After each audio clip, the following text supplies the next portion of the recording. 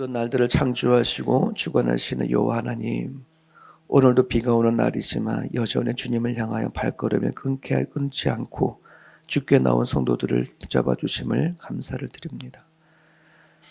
아버지 하나님, 우린 살아가다 보면 참 많은 일들이 갑자기 닥칠 때가 참 많이 있습니다. 그 여러 가지 일들이, 문제들이, 아픔들이 우리들이 믿음을 연약하게 하는 도구가 되지 말게 도와주시고, 하나님을 향하여 단단히 세움을 받는 하나님 그런 시간들 되어줄 수 있도록 도와주옵소서. 예수 그리스도의 고난과 십자가의 도에 동참하는 시간이 되어줄 수 있도록 도와주셔서 고난의 시간이나 아픔의 시간이 되지 아니하도록 하나님 앞에 더 가까이 나가는 은혜의 시간이 되어줄 수 있도록 하나님 바꿔 주옵소서. 아버지 하나님, 특별히 나는 죽고 예수로 살고자 원하는 세움교회를 기억하여 주시고, 주를 위하여 떠나는 앞 교회를 위하여 기도하는 성도들이 있사오니 아버지여, 그 기도의 소리가 연약해지지 아니하도록 교회의 기도로 교회를 세워가고 기도로 나라와 민족을 세워갈 수 있는 그런 공동체가 되어줄 수 있도록 우리 하나님 허락하여 주옵소서.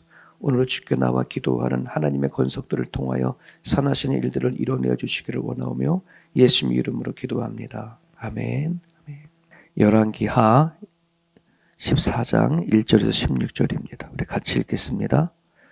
이스라엘의 왕 여호아스의 아들 요아스 제2년에 유다 왕 요아스의 아들 아마샤가 왕이 되니 그가 왕이 된 때에 나이 25세라.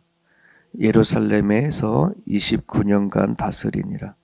그의 어머니의 이름은 여호아따니요 예루살렘 사람이더라.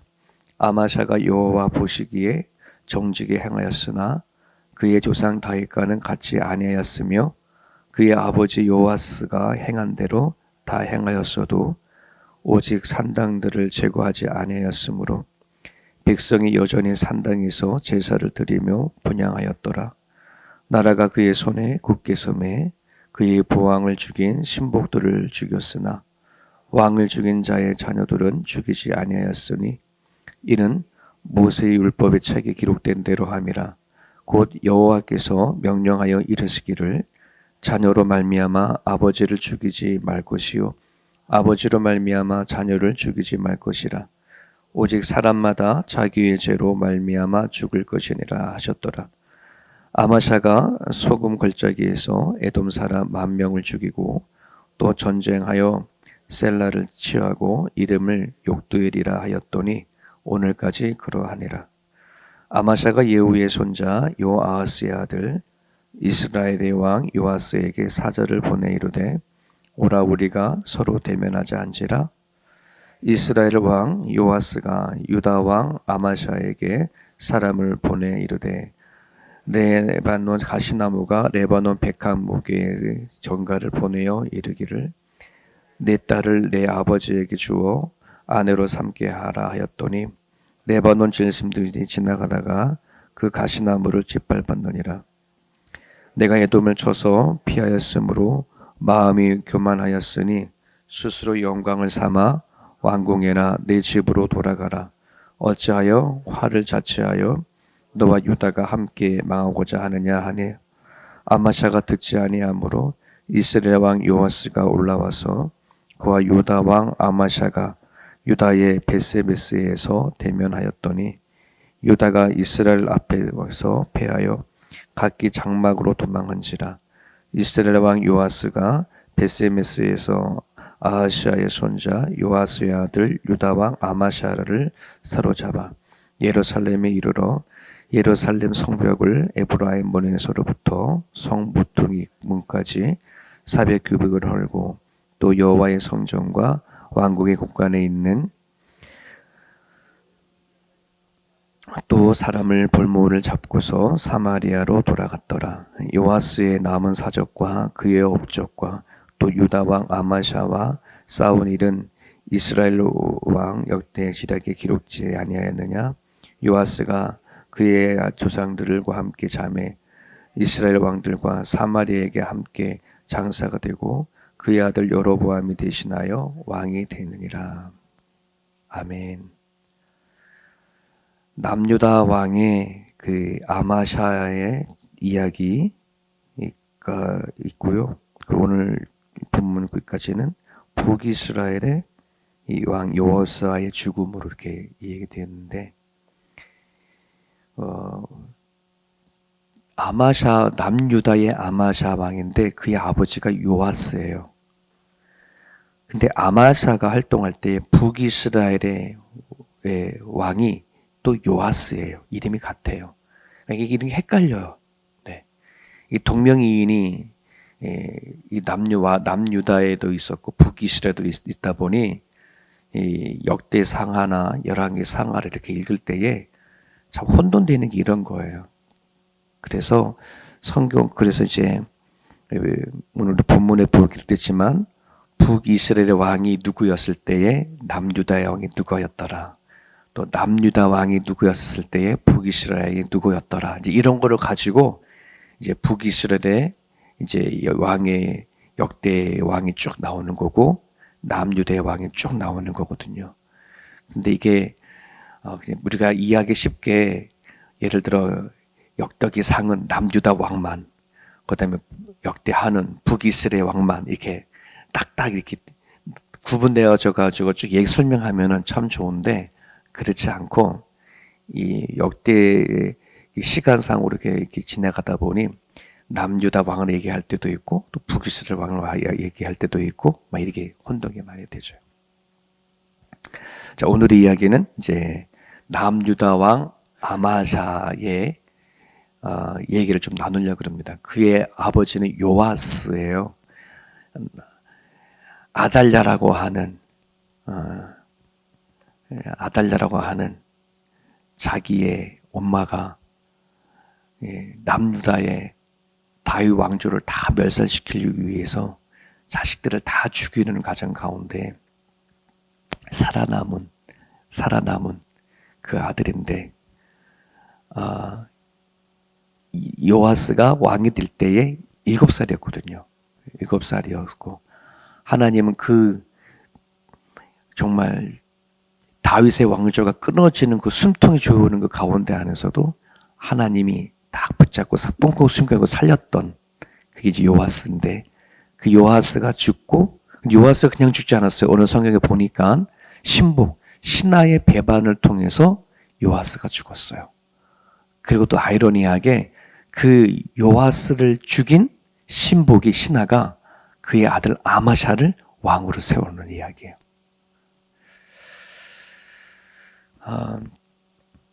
고대 생태계를 연구하는 박사가 있어요. 한국에 강병학 교수라고. 근데 그분이 인터뷰를 하는 과정 가운데 이런 얘기를 했어요. 엄격히 말해서 이 꽃과 잡초는 이렇게 구분되지, 그러니까 뭐든지 다 잡초가 없다는 거예요. 모든 꽃이나 식물들은 다 하나님 만드신 아름다운 꽃이고 좋은 식물인데 어디에 있느냐에 따라 이게 잡초이고 그리고 꽃이기도 하다 이러는 거죠. 예를 들면 밀밭에 보리가 있으면 그 보리는 잡초가 되는 거예요. 보리밭에 밀이 있으면 또 잡초이기도 하죠. 그래서 그분이 재미있는 말씀하신 것은 산삼도 옛날에는 잡초였다 이렇게 얘기를 하시더라고요. 그러니까 어디에 그게 나느냐에 따라서 잡초이기도 하고 꽃이기도 한다. 예, 어떠한 환경을 주어져 있는 것보다 우리가 좋은 환경이 있다 하더라도 우리들의 마음에 꿈과 비전이 없으면 그 사람은 잡초의 인생을 살고, 반대로 최악의 환경이 있다 할지라도 그 마음 안에 하나님을 향한 목적이 있으면 그의 인생은 꽃의 인생이다. 이렇게 얘기를 하는데요. 오늘 아마샤의 그 왕으로서의 이 모습을 보게 되어지면 이 아마샤 왕에게는 꽃이었던 인생이 있었고 잡초였던 인생이 있는 걸 우리는 보게 되어져요. 우리도 그렇지 않아요? 우리도 인생 살아오면서 정말 하나님과 아무런 관련이 없었던, 저는 하나님 앞에 이름도 기억되지 않았던 잡초 같은 인생이 있는 반면에 또 하나님 앞에 살아가는 꽃과 같은 인생이 있는 것처럼, 네, 이 아마사의 이야기도 좀 그런 얘기가 담겨져 있습니다. 이 아마샤에게는 언제 이 꽃과 같았던 인생이었냐 그러면 아마샤가 자기가 이제 왕으로 신복에 의해서 왕이 되어졌을 때에 자기가 왕권의 힘을 잡을 때까지가 이게 아마샤에게는 꽃과 같은 시간이었어. 한번 생각해 보세요. 자기 아버지가 신복이 신하에 의해서 죽음을 당했고 자기가 그 신하에 의해서 왕이 됐어. 그러니까 원수 같은 자에 의해서 자기가 왕이 된 거야. 우리 한국의 그 역사를 보면은 왕의 역사를 보면 그런 경우가 종종 드러나잖아요. 그런 경우에는 둘 중에 하나예요. 완전히 그 왕이 미친 채 하거나 아니면은 정말 폭군이 되어지거나 둘 중에 하나이거든요. 그럼에도 불구하고 이 아마샤는 오늘 성경에 보게 되어지면 하나님 앞에 정직하게 행해졌다. 다윗 같은 왕은 아니었지만 그래도 하나님 앞에 정직하게 그 왕의 역할을 했다는 말이에요. 이게 어떻게 가능했을까라고 한다는 것이죠. 하나님 앞에 살려고 한 흔적들이 보였다는 말입니다. 자, 그런데 5절과 6절을 보게 되자면 5절과 6절에 보면 이런 말씀 있죠. 나라가 그의 손에 굳게 섬에 나라가 그의 손에 이제 왕권을 잡은 거예요. 그럴 때에 그의 부왕을 죽인 신복을 죽였으나 이제 원수 아버지 대한 원수를 제거한 거예요. 그런데 6절 왕을 죽인 자의 자녀들은 죽이지 아니하였으니 이는 모세 율법책에 기록된 대로 함이라. 원수를 죽였으나 뭐 하는 거예요? 그 아들들은 죽이지 않았대요. 우리나라의 그 역사를 보게 되어지면 삼족을 멸하는 것이 있잖아요. 왕권에 대해서 왕권을 구테타하고 왕권을 잡는 그 자들에 대해서는 뭐 하는 거예요? 삼족을 멸하는데 얼마든지 아마샤도 자기 아버지를 죽인 신복을 그의 자손까지 다 멸절시킬 수 있었을 수도 있었는데 그러지 않았대요. 왜? 하나님의 말씀을 지키느냐고. 이랬던 사람이 아마샤의 왕이에요. 하나님이 기뻐하지 않는 것을 하지 않았단 말이죠. 7절에 보면은요, 또 재미있는 것이 있어요. 7절에 보면 아마샤가 소금 골짜기에서 에돔 사람 10,000명을 죽이고 또 전쟁을 하여 셀라와 취하고 이런 얘기죠. 아마사가 에돔이라고 하는 나라를 정복을 공격할 때에 여기 자세히 나와 있지 않지만 역대하 25장을 보면은 이 아마샤가 에돔 전쟁을 할 때에 유다 군사가 30명이었고 이것이 모자라서 북이스라엘을 10만 명을 돈을 주고 사와요. 돈 액수가 이제 그 역대하에 보면 나오는데 많은 돈을 주고 북이스라엘의 군사 10만 명을 사와서 40만으로 에돔을 공격하려 했는데 하나님이 그거 싫어했어요. 돈 주고 이미 사왔는데, 이미 돈 주기 전에 말씀해 주시면 좋을 텐데, 미리 자기가 돈 주고 사온 다음에 하나님이 그걸 싫어해. 북이스라엘 돌려보내라. 그래서 북이스라엘 군대 용병 10만 명을 돌려보내. 그리고 나서는 하나님이 30명 남유다의 백성 30명을 가지고 전쟁에 싸워 승리하게 만들죠. 이런 장면까지를 보면은 아마샤는 여기까지는 꽃과 같은 인생이었어요. 자, 그런데 문제는 에돔에서 정복한 이후에 아마샤는 완전히 곤두박질 치는 인생을 살아요. 원수의 자녀를 살려줄 만큼 국률했는데 그때부터 난폭하게 지기 시작했고 화를 자주 내고 선지자를 쫓아내는 일들이 일어나기 시작을 하는 거예요. 그리고 느닷없이 북이스라엘을 공격하는 일들이 일어납니다. 하나님이 원하지 않은 일들을 하기 시작하는 거예요. 그러면서 이 아마샤는 하나님 앞에 잘못 정치하고 잘못 살아가는 그 모습으로 인해서 뒷부분을 보게 되어지면 나중에 북이스라엘에게 패배하는 그게 하나님이 아마샤를 치는 것이었죠. 처음에 시작할 때는 하나님 앞에 살아가려고 꽃과 같은 정치를 해왔지만 뒷부분을 가면 그의 인생은 잡초 같은 인생으로 바꿔져 가는 것을 볼 수 있어요. 하나님과 함께 했을 때와 하나님과 함께 하지 않았을 때의 그의 인생이 결정되어지는 것을 성경에는 이야기를 하고 있다는 것입니다. 여러분, 오늘 이거는 우리 개인적인 신앙과도 마찬가지입니다. 내가 살아가는 데 있어서 인생을 평가하는 하나님 앞에 내가 어떻게 사느냐에 따라 내 인생은 꽃이 될 수도 있고 잡초와 같은 인생이 될 수가 있어요. 그래서 오늘 기도할 때에 내가 오늘 무엇을 어떻게 해야 하나님 안에 꽃과 같은 인생을 살아갈 수 있을까? 두 가지만 놓고 여러분 기도했으면 좋겠는데요. 먼저 하나는 좀 전에 처음에 말했던 것처럼 꽃이 어디에 있느냐에 따라 아름다운 꽃이 되기도 하고 잡초가 되기도 하듯이 내가 어디에 서야 되냐라고 하는 것이 너무나도 중요합니다. 자, 그러면 한번 생각해 볼게요. 왜 아마샤는 에돔 전쟁을 한 이후에 곤두박질 치는 인생을 살았을까? 역대하는 그걸 얘기하고 있어요. 역대하 25장 14절을 읽어드릴게요. 아마샤가 에돔 사람을 죽이고 돌아올 때에 에돔 사람과 전쟁을 해서 싸우고 돌아올 때에 세일 자손의 신들을 가져와서 자기의 신으로 세우고 그것들 앞에 경배하며 분향한지라. 야, 여기에 있었구나. 아마샤가 하나님의 쓰임을 받고 에돔에서 전쟁하고 돌아왔어. 승리를 하고 돌아왔는데 그 돌아온 그 승리를 하나님께 영광 올려드려야 되는데 돌아오는 길에 세일 자손의 신들을 가져와서 자기 신으로 삼았대. 왜 그랬을까 갑자기? 승리에 도취된 거예요. 하나님이 하게 하신 그 승리를 마치 자기의 힘으로 이뤄내는 것으로 착각해버리는 거죠.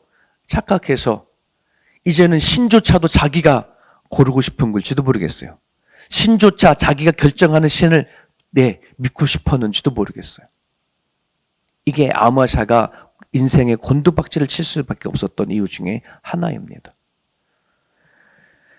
여러분은 그렇기 때문에 우리가 인생을 살아갈 때에 내가 바닥을 치거나 힘들 때에는 하나님 앞에 살려고 몸부림을 치지만 어떤 문제가 해결이 되어지고 내 능력과 내 실력으로 뭔가 이루어졌을 때에는 그때는 하나님보다는 내가 세운 그 업적이나 내가 세운 그 능력이 취할 때가 너무 많다는 거예요. 이걸 너무나 조심해야 돼. 그렇지 아니하게 되어져 버리면 우리가 하나님 앞에 완전 밑에서 살아가는 그런 모습이 아니라 하나님과 대등한 입장에서 살아가려고 하는 그런 마음이 들게 되어진다는 말이에요.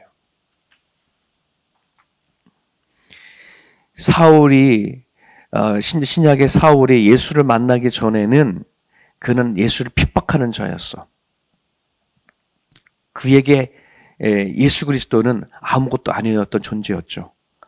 하지만 그가 예수님을 받아들였을 때의 그의 인생은 하나님의 쓰임받았던 인생이었던 것처럼 여러분 우리들의 인생이 어디에 서 있느냐 누구를 모셨느냐에 따라 그 인생이 완전 달라진다는 사실을 여러분 기억을 하실 수 있기를 간절히 바랍니다. 그러기에 내가 하나님 앞에 진짜 하나님 편에서 살아가는가 하나님이 원하시는 길 쪽으로 가 있는가를 잘 분별하고 살아갈 수 있어야 돼요. 또 하나는 내가 바른 곳에 서 있다고 한다 그러면 그 믿음의 뿌리를 얼마나 깊이 내리느냐가 되게 중요합니다. 아마샤는 본인이 하나님을 모르는 거 아니에요? 하나님 안에 정치해왔고 하나님 안에 서 있었어요. 그럼에도 불구하고 어떻게 에돔의 전쟁에서 승리했다고 하는 것 때문에 우상을 자기의 나라로 가져 들어올 수 있었을까? 믿음의 뿌리가 바르게 세우지 못했기 때문에. 그래서 오늘 성경에 보면은 그가 이 하나님 앞에 바르게 살았지만 다윗과 같지 않았다라고 하는 이 조건이 이 말이 들어가 있어요. 그의 믿음이 얕았던 거예요. 이중적인 신앙을 가지고 있었던 거예요. 여러분 북이스라엘이란 남유다의 역사를 보게 되어지면 끊임없이 그들의 민족을 괴롭혔던 것이 이중성의 믿음이었거든요. 그들은 하나님을 믿으면서 살아간 삶의 중심에는 바알신을 심었단 말이죠.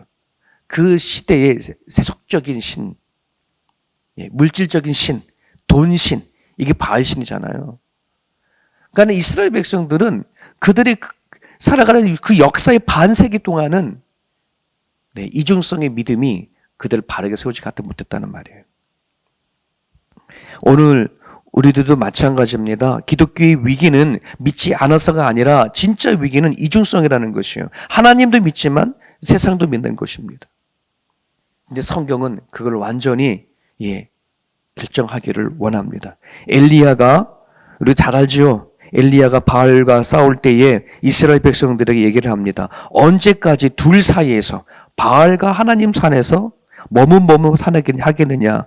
여호와가 하나님이라면 너가 하나님 편에 서고, 바알이 하나님이라면 하나님 앞에 서라. 둘 중에 하나를 선택해라. 이렇게 얘기를 하죠. 엘리야 선지자가. 그때니 백성들이 뭐라고 얘기해요? 대답 한마디도 안 하죠. 침묵합니다.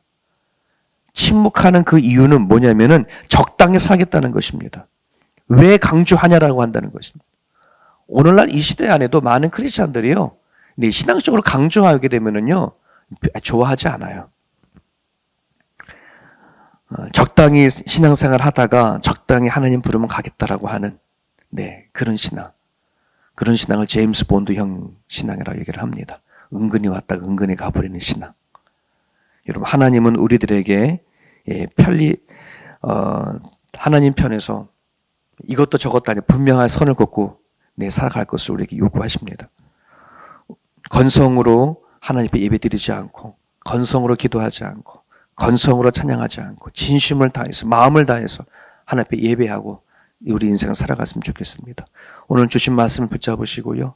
내가 어디에 떨어져야 되는 건가, 또 어디에서 그 믿음이 바른 길에 서 있다면은 내 믿음의 뿌리를 깊이 내릴 수 있도록 기도해 주셔서 남은 인생이 하나님 앞에 꽃을 피울 수 있는 인생이 될 수 있게 달라고 이 시간 그렇게 기도했으면 좋겠습니다.